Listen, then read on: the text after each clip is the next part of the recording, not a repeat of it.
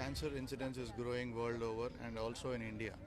We need to create awareness. We need to create awareness saying that the cancer can be prevented, can be detected early at the earliest so that you can win over the cancer.